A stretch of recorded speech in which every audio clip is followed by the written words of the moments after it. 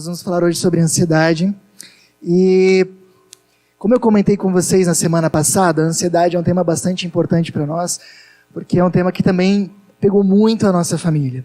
E por causa disso, nós também tivemos que aprender mais sobre ele, nós tivemos que lidar com ele de verdade. E justamente por causa disso, a Susan, minha esposa, está aqui junto comigo e ela vai contar um pouquinho da experiência dela e com isso também vai introduzir o tema para nós. Então tá, pessoal, boa noite. É muito bom poder falar um pouquinho com vocês também nessa noite. Quando o Jorge comentou comigo, sobre trazer um pouco a minha experiência com a ansiedade, já me deu uma crise de ansiedade. Eu tô brincando.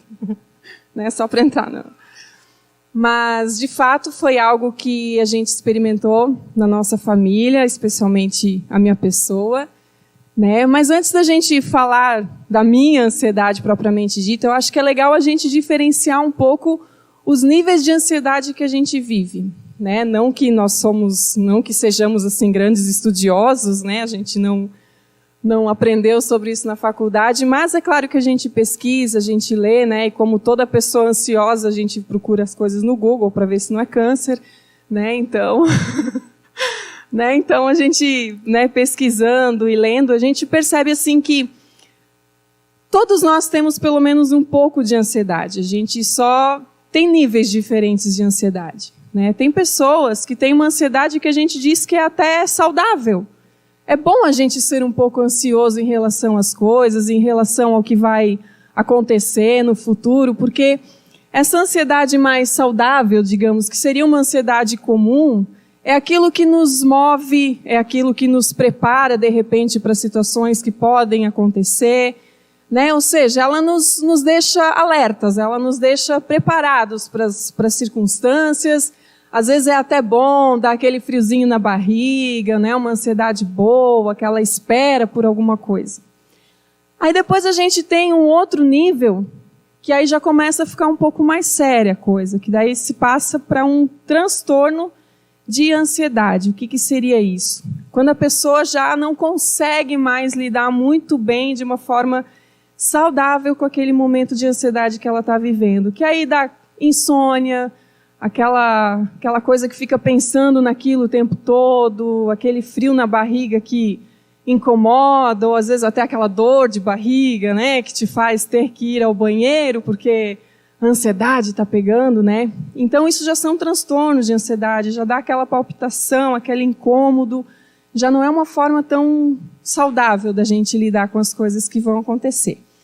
E aí, vem esse terceiro nível, que é quando a pessoa, por causa da sua ansiedade, começa a ter crises de pânico.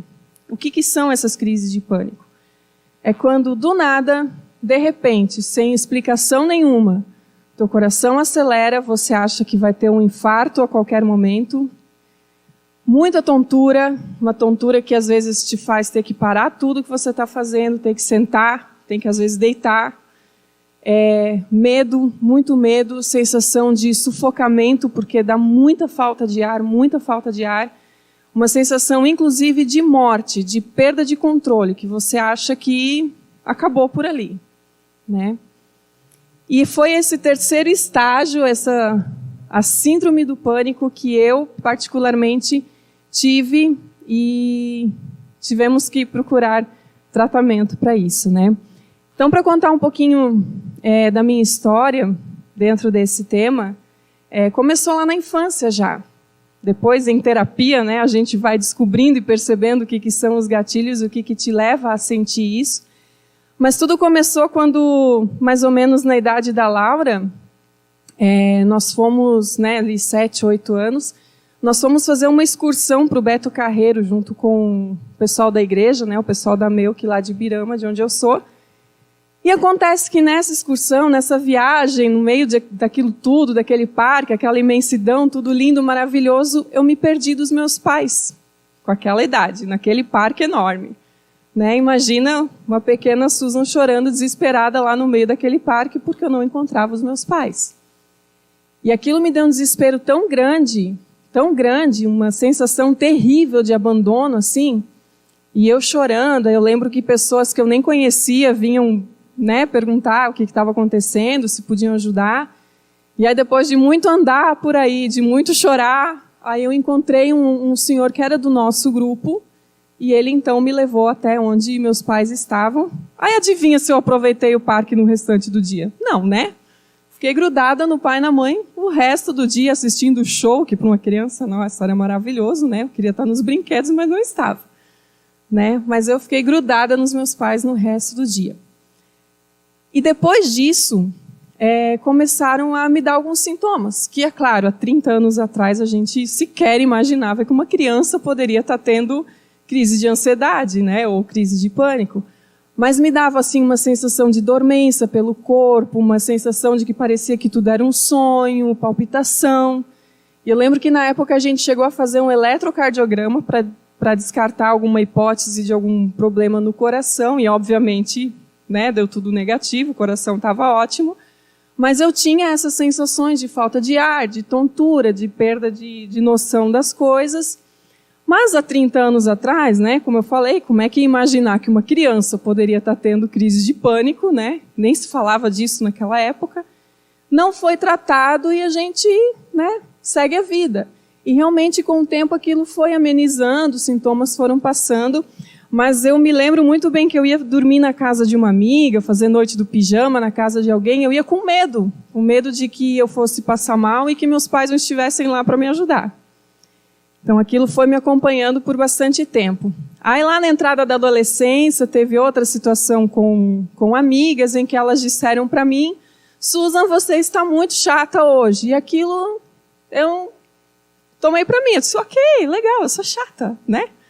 Então, na adolescência, eu passei muito tempo com uma necessidade muito grande de aceitação das pessoas. E isso me gerava ansiedade. Eu tinha sempre a nítida sensação de que as pessoas eram minhas amigas por respeito, porque legal eu não era, né? Então, aquilo foi gerando também ansiedades. Eu lembro que eu tinha episódios isolados de falta de ar, aquela história toda, mas a gente não dá bola e segue adiante. Mas o que pegou mesmo, então, foi já na época da faculdade, ali com os meus 20 anos já, que aí, claro, né, mudança de casa, mudança de cidade, longe dos pais, tudo novo, toda a rotina de estudo, aquele peso, né, de você mostrar ali desempenho também na faculdade. E aí que a ansiedade me pegou de vez. E aí então que eu realmente tive a síndrome do pânico. Eu tive crises de pânico mesmo, assim, de uma tontura extremamente forte, de ter que deitar no chão para ver se estabilizava, se eu me acalmava. E eu tinha certeza absoluta que eu tinha um tumor no cérebro, né? Porque a tontura era tão forte e mal-estar. E nessa época, então, o Jorge e eu já namorávamos e ele me acompanhou, então, em médico, e eu pedi para o médico me dar um encaminhamento para tomografia, porque eu tenho certeza que eu estou com câncer. E ele me deu, mas ele disse, Susan, você está com síndrome do pânico. Tu não está doente. Ele fez testes neurológicos comigo, estava tudo ok, eu estava respondendo tudo 100%. E ele disse, mas, né, e ele sabia porque a esposa dele já tinha passado por isso. Mas ele me deu mesmo assim o requerimento e já me deu a receitinha do remédio junto, né, para eu tomar. E me encaminhou então para uma psiquiatra. E ali que então eu entendi, não, realmente eu preciso de tratamento, eu preciso resolver esse negócio, né. E aí, medicada, comecei a tomar medicação e aquilo começou realmente a surtir efeito, eu fui me sentindo melhor e eu pensei, bom, então talvez eu realmente não esteja com câncer no cérebro, né? E nem cheguei a fazer a tomografia. Então, com tratamento e tudo mais. E a partir de lá, então, que eu comecei a entender quais eram os meus gatilhos, e comecei a entender o que ocasionava toda essa crise de pânico.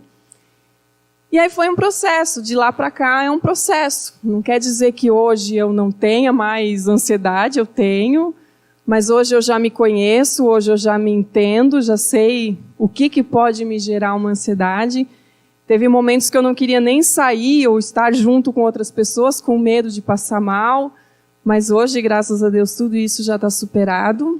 E né, de lá para cá, teve idas e vindas ao médico, né, porque daí a gente acaba parando de tomar a medicação por conta, daí tem que voltar para o psiquiatra, pegar outra receita, começar a tomar de novo, né. mas com terapia e muita conversa e muito autoconhecimento também, graças a Deus, temos superado isso. E duas coisas que foram bem fundamentais e continuam sendo, sempre são, para que a gente consiga vencer essa questão da ansiedade. Algo que para mim fez muita diferença, que no caso, né, no nosso caso foi o Jorge, que sempre foi meu ouvido, né, ter alguém com quem contar nesses momentos de ansiedade. Quando a gente ia sair para algum lugar, assim, eu dizia para o Jorge, eu estou com medo de passar mal. E só de falar isso para ele, parecia que aquilo já me aliviava. Eu pensava, bom, se eu passar mal, tem alguém sabendo já e já vai saber me ajudar, né? E aí acabava não tendo a crise, porque parece que minha cabeça já, não, tem alguém avisado, então relaxa. Então, assim, ter alguém com quem contar, alguém que seja o teu apoio nesses momentos da ansiedade é muito, muito, muito importante, né? Uma coisa que para mim ficou muito clara, e quando alguém me diz, estou com ansiedade, estou com crise de ansiedade, não é frescura. Realmente é algo que é muito involuntário, a gente não quer sentir aquilo, mas sente. E é muito bom ter alguém com quem contar, é muito bom ter alguém em quem se apoiar. E outra coisa que tem feito muita diferença para mim, e é um processo, não foi algo que eu entendi do dia para a noite, da noite para o dia, mas o meu valor diante de Deus, especialmente na questão da necessidade da aprovação das pessoas. Porque a gente se tortura demais querendo aprovar, querendo ter a aprovação de todo mundo. A gente se cobra demais. E isso foi algo que, com o tempo, graças a Deus, eu consegui entender que o meu valor diante de Deus é muito maior do que para as pessoas. Que aquilo que Deus pensa sobre mim é muito mais importante do que o que os outros pensam. E realmente, né, como eu falei, é um processo de anos assim que vem vindo, e isso eu percebo quanto já tem feito diferença. Um exemplo, no final do ano passado, até então, né, que eu fazia os biscoitos decorados, na época do Natal, que era muita encomenda, aquela loucura e tal, e teve uma cliente, né, nesse tempo todo, em quase 6 anos de empresa, que ela me disse, não, Suzana, não gostei dos biscoitos. Ficou ruim, ficou feio. Há anos atrás, meu Deus, eu ia surtar. Eu ia ter uma crise de pânico só de pensar que alguém não gostou do que eu fiz.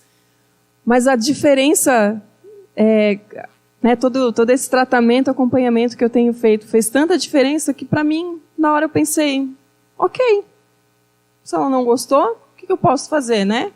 Vamos tentar fazer de novo e segue adiante.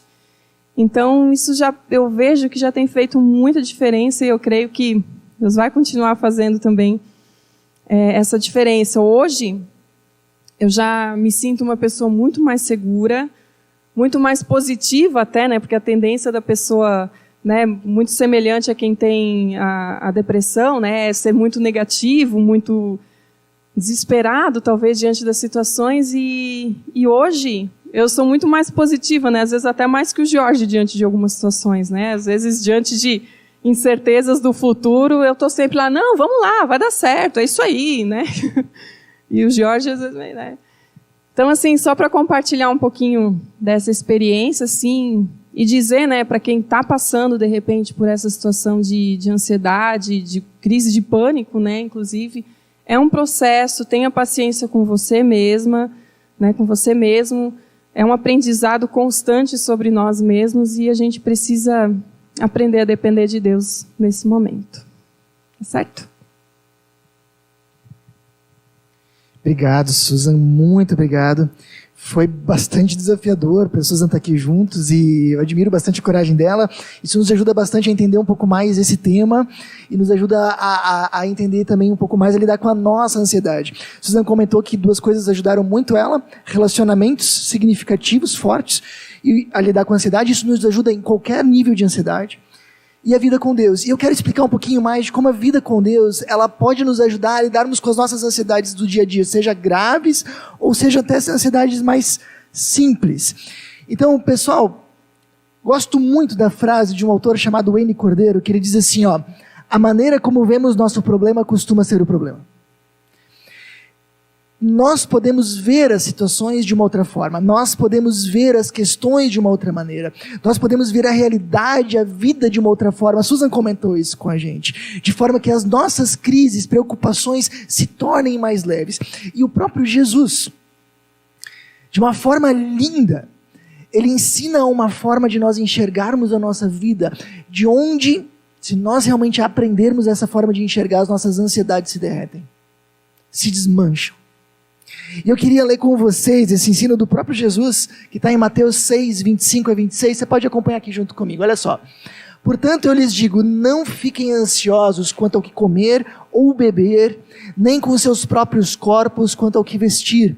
Não é a vida mais importante do que a comida, e o corpo mais importante do que a roupa? Observem as aves do céu, não semeiam, nem colhem, nem armazenam em celeiros, contudo, o Pai Celestial as alimenta. Primeira coisa que a gente percebe aqui é justamente a orientação. Não fiquem ansiosos. Jesus nos ensina a deliberadamente combater a ansiedade do nosso coração. Segundo, ele vai nos dar um princípio de como fazer isso. E aqui ele diz algo bem importante. Ele diz assim, ó, quando ele diz, não é a vida mais importante do que o alimento, o que ele está querendo dizer? Deus nos deu a vida de graça. Se ele nos deu a vida de graça, ele não vai cuidar dessa vida também? Claro que sim. O que Jesus aqui está dizendo é de uma forma muito simples. Nós combatemos a ansiedade confiando que Deus cuida de nós. E aí ele cita logo na sequência um exemplo. Ele diz, olha só os passarinhos. Eles não armazenam comida em celeiros, o que significa, eles não têm nada garantido para amanhã. Mas Deus cuida deles todo dia, justamente quando a gente se preocupa com amanhã, isso é a ansiedade, né? Com o futuro, eles não têm nada garantido no futuro, mas Deus cuida deles, eles não passam fome um dia sequer. O cuidado de Deus renova diariamente. O que Jesus está querendo dizer é, as nossas ansiedades, elas começam a se dissipar quanto mais nós confiarmos que Deus cuida de nós. Parece ser algo muito simples, mas é algo muito profundo se a gente para pensar um pouco. Eu já ouvi muita gente falando, como eu gostaria, como eu tenho saudade da época de criança, porque a gente não se preocupava. Você já falou isso alguma vez? Você já pensou nisso alguma vez? Eu já também. Mas a gente se engana. Criança se preocupa, certo?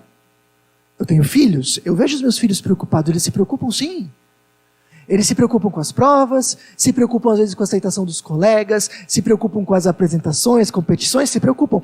Só que eles se preocupam de uma forma diferente que a gente.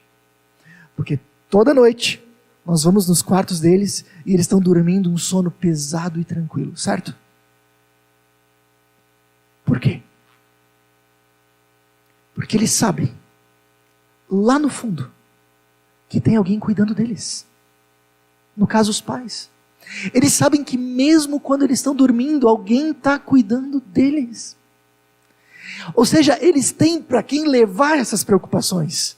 Eles não guardam para eles. Eles não vivem a vida como se tudo dependesse deles. Eles vivem sabendo, alguém cuida de mim. E a proposta de Jesus não é simplesmente desfazer as nossas preocupações, dizendo, não adianta se preocupar, ou ele falar alguma coisa do tipo, vocês se preocupam por qualquer coisa. Não. O que Jesus fala é que nós podemos viver da mesma forma, sabendo que mesmo quando nós dormimos, Deus cuida de nós.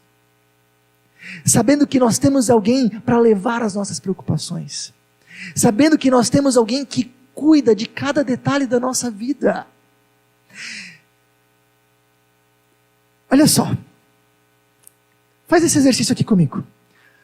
Deus cuida de nós, certo? Olha aqui para a tela. Aqui mais ou menos é o mapa do mundo, certo? Aqui a flechinha aponta mais ou menos para onde está Chapecó. Você está conseguindo se ver ali? Não. Não, né? Meio difícil, né? Ok, aqui é Chapecó, no mundo. Ok? Esse aqui é o planeta Terra no sistema solar. Você ainda está vendo Chapecó? Você ainda está vendo você? Não.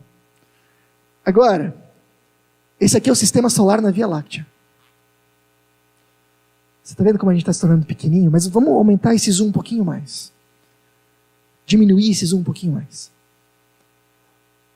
Desse pontinho aqui, é a Via Láctea no aglomerado de virgens, que nós fazemos parte. Não são estrelas, são galáxias. Cada pontinho é uma galáxia.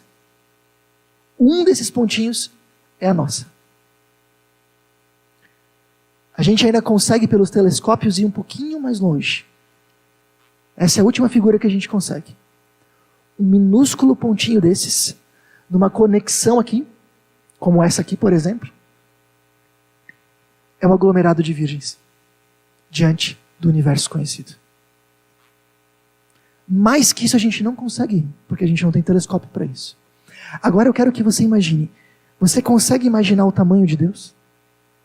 O tamanho do Criador que está por detrás desse universo? Quando a gente diz que alguma coisa é grande ou pequena, instintivamente, nós estamos sempre comparando com algo. Isso aqui é grande. Bom, é grande depende comparado com o quê? Por exemplo, para o Bernardo, pasmem, eu sou grande. Verdade. Porque a gente sempre se compara com alguma coisa. Normalmente, a gente se compara as coisas grandes ou pequenas comparando com nós mesmos.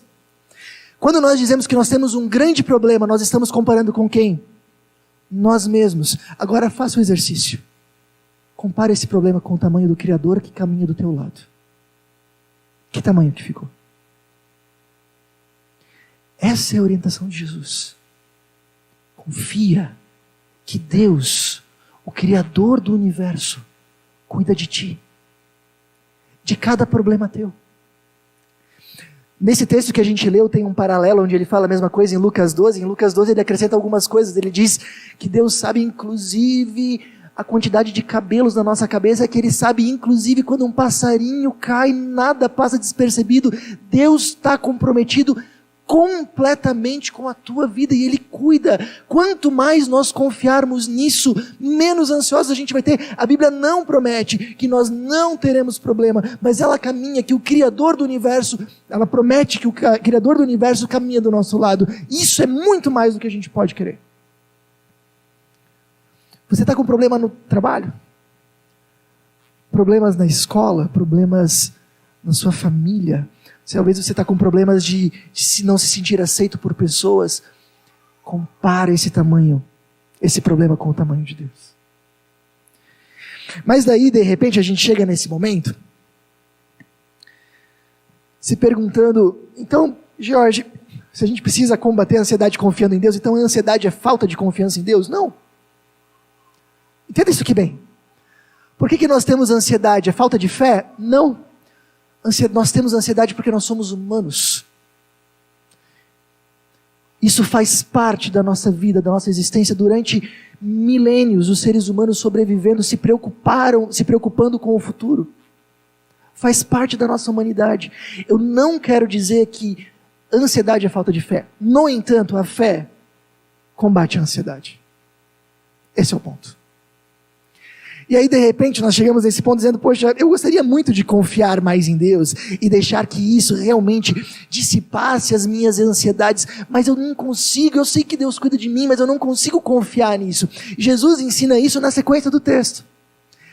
Para isso dar certo, você precisa entender algo mais. Olha só como ele continua, ele diz assim, observem as aves do céu, não semeiam, nem colhem, nem armazenam em celeiros, contudo, o Pai Celestial as alimenta.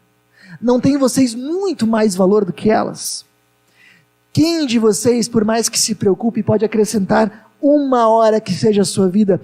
Porque se vocês se preocupam com roupas, vejam como crescem os lírios do campo. Eles não trabalham, nem tecem. Contudo, eu lhes digo que nem Salomão, em todo o seu esplendor, vestiu-se como um deles. Se Deus veste assim a erva do campo, que hoje existe, e amanhã é lançada ao fogo, não vestirá muito mais a vocês, homens de pequena fé. Vocês percebem o que Jesus está dizendo aqui? Se Deus cuida dos passarinhos, imagina de vocês. Se Deus cuida de plantas que hoje existem e amanhã são lançadas no fogo, imagina vocês que foram criados para viver eternamente com Deus. Jesus aprofundou aqui a situação, ele não está dizendo só, Deus confia, Deus cuida de você, confia nisso. Ele está dizendo, você vai conseguir confiar nisso a partir do momento que você entendeu o quanto você é precioso para Deus. Deus pode ter todo o poder do universo, mas para Ele cuidar de mim, Ele precisa se importar Eu preciso confiar que Ele me ama. E esse é o ponto de Jesus. É como se a gente estivesse construindo a ideia no formato de pirâmide.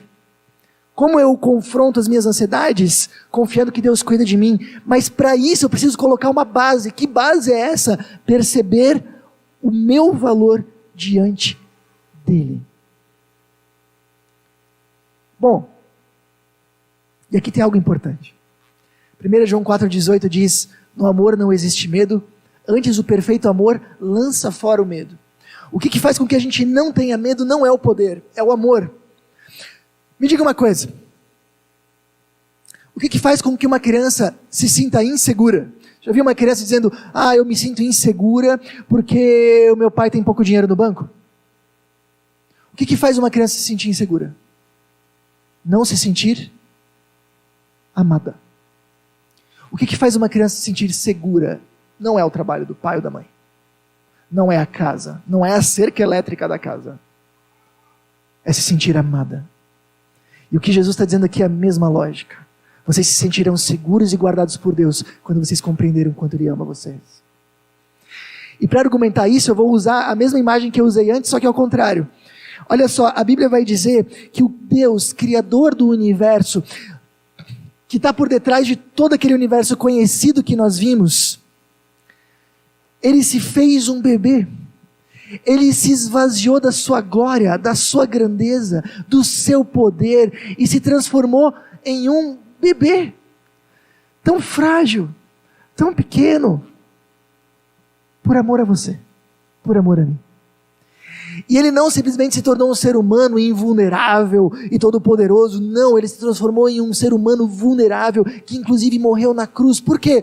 Porque a Bíblia diz que nossos pecados romperam o nosso relacionamento com Deus de forma definitiva e completa, e não tinha nada que nós pudéssemos fazer para consertar isso. Mas esse Deus desce do céu, se faz um ser humano e morre no nosso lugar, porque era a única forma de consertar o nosso relacionamento com Deus. Agora, perceba o movimento que Deus faz, abrindo mão da sua grandeza, glória e poder, o Criador do universo se fazendo um bebê e morrendo no teu lugar. Esse é o valor que você tem para Deus. Esse é o amor que Ele tem por ti. Se Deus abriu mão de tudo, inclusive da própria vida por amor a ti, Ele não vai cuidar dessa vida? Esse é o raciocínio. Percebe como isso nos ajuda a lidar com as inseguranças da vida? Percebe como isso nos ajuda a lidarmos com as nossas inseguranças sociais? Boa parte, às vezes, da nossa ansiedade não é nos sentirmos aceitos pelas pessoas. Não é nos sentirmos valorizados, vistos, amados pelos outros. A Susan também comentou isso aqui antes com a gente. O que a gente descobre vivendo com Deus? Que nós temos um valor inestimável para Ele, independente do nosso desempenho. Independente das metas que nós temos que bater ou não. Uau! Mas Jorge, preciso confiar que Deus cuida de mim. Preciso me perceber amado por esse Deus. Mas como eu faço isso? Jesus encerra essa questão nesse texto aqui dizendo: portanto, não se preocupem dizendo o que vamos comer, ou o que vamos beber, ou o que vamos vestir, pois aqueles que não conhecem a Deus é que correm atrás dessas coisas, mas o Pai Celestial sabe que vocês precisam delas. Busquem, pois, em primeiro lugar o reino de Deus e a sua justiça, e todas essas coisas lhes serão acrescentadas. Portanto, não se preocupem com o amanhã, pois o amanhã trará seus próprios problemas. Basta a cada dia o seu próprio mal. Jesus está dizendo: vocês perceberão o amor de Deus, se sentirão guardados, quando vocês buscarem a Deus em primeiro lugar. Bom, dessa forma a gente tem aqui uma pirâmide completa. Conseguiremos confiar em Deus, que Ele cuida de nós, dissipando as nossas ansiedades e preocupações, quando nos percebermos amados por Ele. Nós nos perceberemos amados por Ele quando nós o buscarmos em primeiro lugar. Essa é a ideia que o texto dá. Então, gente, percebe o seguinte: Confiança em Deus não é um evento, algo que simplesmente acontece com a gente. Não, agora eu confio em Deus, pronto. Não, é um processo. Entenda o seguinte, não é como uma matéria que a gente aprendeu na escola, assimilou e está resolvido. Não, confiança em Deus, assim como confiança nas pessoas, precisa ser alimentado, precisa ser relembrado. Dá para entender isso? Confiança em Deus não é algo que a gente resolve de uma hora para outra, é um processo, e para a gente ir nesse processo, nós precisamos ir buscando a Deus. Buscar a Deus não é uma coisa assim abstrata, é uma coisa para Jesus muito concreta. A Bíblia vai dizer que nós buscamos a Deus quando oramos, quando nós meditamos na Bíblia, incluímos a Bíblia no nosso dia a dia, aprendendo a ler e a fazer dela realmente o nosso guia de vida. Isso é muito importante. Nós buscamos a Deus quando nós buscamos relacionamento com outros cristãos, como numa comunidade onde nós estamos agora. Nós buscamos a Deus quando nós tentamos fazer diferença nesse mundo junto com Ele. Nós buscamos a Deus dessa forma. Mas o que eu quero dar uma ênfase hoje é quando Jesus fala em primeiro lugar. Pessoal, buscar a Deus precisa ser uma prioridade. E eu queria trazer isso de uma forma visual para vocês. Vamos fazer o seguinte.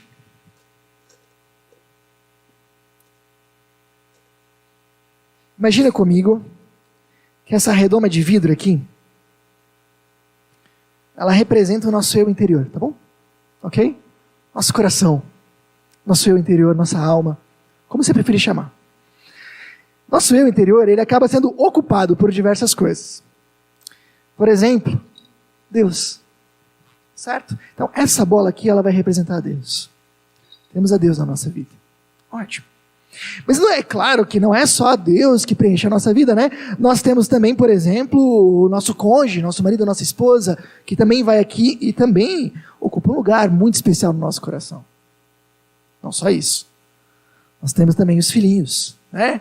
Um filhinho, outro filhinho, aqueles que de repente são mais corajosos, outro filhinho, aqueles que são muito corajosos, outro filhinho, e assim vai. Mas não é só Deus e a família, né? Temos o que mais? Trabalho. Então o trabalho também ocupa um espaço na nossa vida. E às vezes é um espaço até maior do que essa bolinha aqui. Não é só trabalho, nós temos também a nossa família estendida, nossos pais, sogros, sogras, irmãos. Temos também aquele curso, aquela pós-graduação que a gente precisa fazer. E aí a gente vai vendo que a nossa vida vai ficando cada vez mais apertada. Mas é claro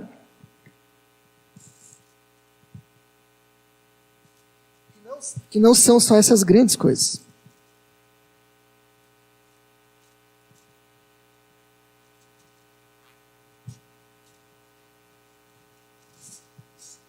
Nós temos também pequenos relacionamentos. Colegas de trabalho, gente que está com a gente aí no nosso dia a dia. Pessoas que sentam do nosso lado na igreja e que vão preenchendo a nossa vida.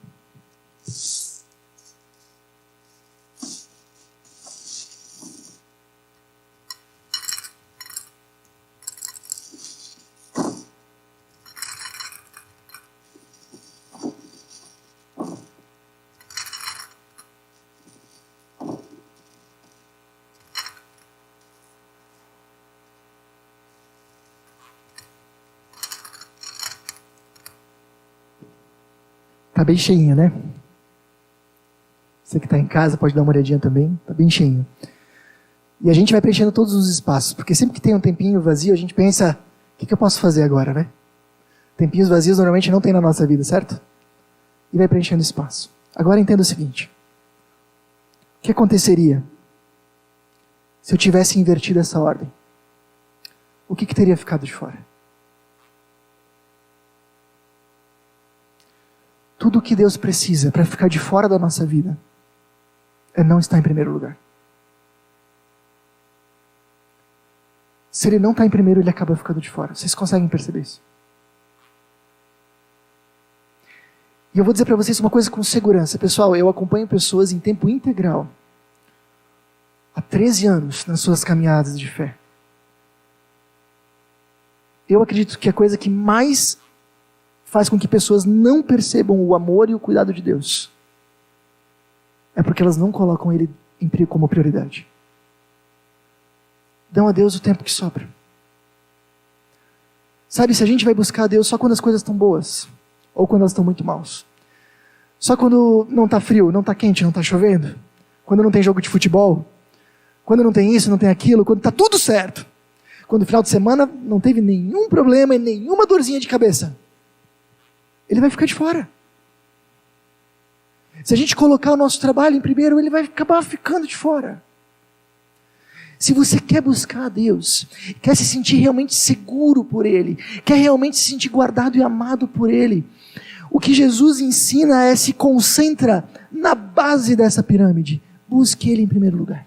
Se concentra ali. Não se concentre em buscar as outras coisas ansiosamente. Foi isso que Ele disse. Se concentre em buscar Deus em primeiro lugar. Você vai se sentir cada vez mais amado e seguro por consequência. Pensa nisso. Eu queria que você avaliasse. Você tem vivido ansioso demais? Preocupado demais? Você tem carregado muitas cargas? Avalie, você tem conseguido confiar no amor e no cuidado de Deus? Quando as preocupações vêm, o que você mais diz para você mesmo? Não vai dar certo. E se não der certo? E se eu cair? E se eu errar? Ou você tem dito: Deus tem cuidado? O que mais você tem dito para você mesmo? Deus cuida de mim. Pense. Posso dizer que realmente estou buscando a Deus em primeiro lugar? Você consegue dizer que você está buscando a Deus em primeiro lugar? E a tua agenda mostra isso. A tua forma de viver, a maneira como você tem incluído esse a Deus em oração, lendo a Bíblia, vivendo em comunidade, fazendo diferença, tem mostrado que Deus está realmente em primeiro lugar na sua vida. Porque o que mais muitas vezes tem são pessoas que dizem que Ele está em primeiro lugar, mas não está realmente. Queria que você pensasse em algumas decisões. Queria estimular você a decidir viver uma vida com Deus. Mais simples e importante. Decida confiar nele. Decida adequar sua agenda para que buscar a Deus seja realmente uma prioridade. O que você pode fazer daqui para frente para que realmente Deus esteja em primeiro lugar? Ponto 3. Decida entregar suas ansiedades a Deus, confiando que Ele cuida.